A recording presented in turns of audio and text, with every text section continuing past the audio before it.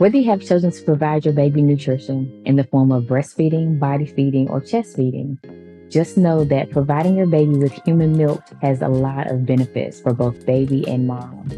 Benefits for the baby can be it's great as a first food because it is easy to digest and is soft on your baby's developing digestive tract. The second thing that's great for your baby is that it boosts your baby's immune system. You are literally providing passive immunity, which means you're passing your antibodies from yourself onto your baby. Human milk has been shown to substantially reduce the likelihood of infant mortality. Black infants has the highest infant mortality rate amongst all other races. Human milk is designed to reduce the likelihood of infant mortality. And benefits for the mom include decreasing your chance of breast and ovarian cancer, as well as also reducing the likelihood of developing diabetes later in life.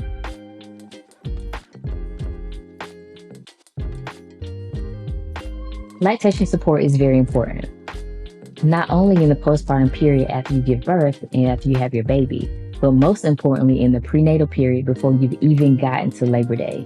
You want to make sure that you prepare for any challenges that may come your way. Also, remember, your provider may not have any formal lactation education, which means they may not be able to support you in this process. Not to mention, you only have about 15 to 20 minutes when you're speaking with your provider. So look for prenatal breastfeeding classes. Look for a doula that has prenatal breastfeeding education courses that can support you through the process. Look for a doula or a support person that can be with you at home in the postpartum period or virtually that can provide support for you and your new baby. People who are great at supporting you along your lactation journey are IBCLCs. And IBCLC is an International Board Certified Lactation Consultant. They are great for more advanced issues such as a tongue tie or a lip tie. You can also have a CLE, which is a Certified Lactation Educator, or a CLC, which is a Certified Lactation Consultant, that can also help you with small challenges such as latching, such as getting a routine down. If you have a strong mind and you have a strong support system, you're going to have better outcomes when it comes to your breast or chest feeding journey. The support is everything because it's going to keep you going when you feel like you've hit a wall and you just can't go anymore.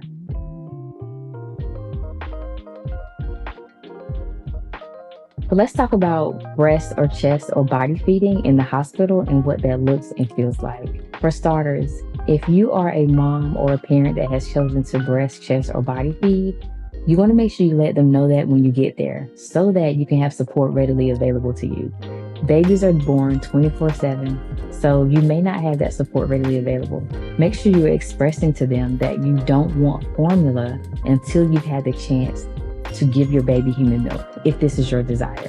But also be flexible and understanding that if it has been over 12 hours since your baby has had any type of nutrition, they may want to give your baby formula. They meaning the hospital staff. And that is just to make sure that your baby is still getting some type of nutrition until you're able to provide them with the human milk. As a Black or brown mom or Black or brown birthing person, I want you to understand that the breastfeeding support is not always as strong for you as it may be for someone else. Most often, Black or brown people are considered to not want to breastfeed. They're not always asked about breastfeeding. And so you may not be always given that option. So make sure you speak up and you communicate and you let someone know, these are my plans and I need support with this and I need support with this before I leave, not on the day that I'm being discharged. You want to also remember, not all areas are inclusive. So if you are someone that has chosen to chest feed, you have to make sure that you have someone there that is well-versed and well-educated in assisting you with chest feeding options or body feeding options.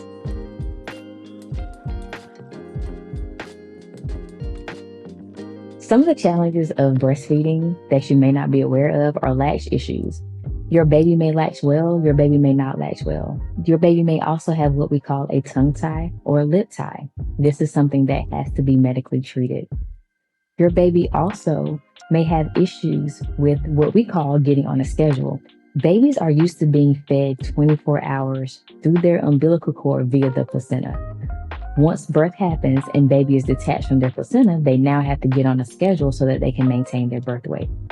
Also, some other challenges may just be societal issues. Not everyone is comfortable with breastfeeding, especially breastfeeding in public.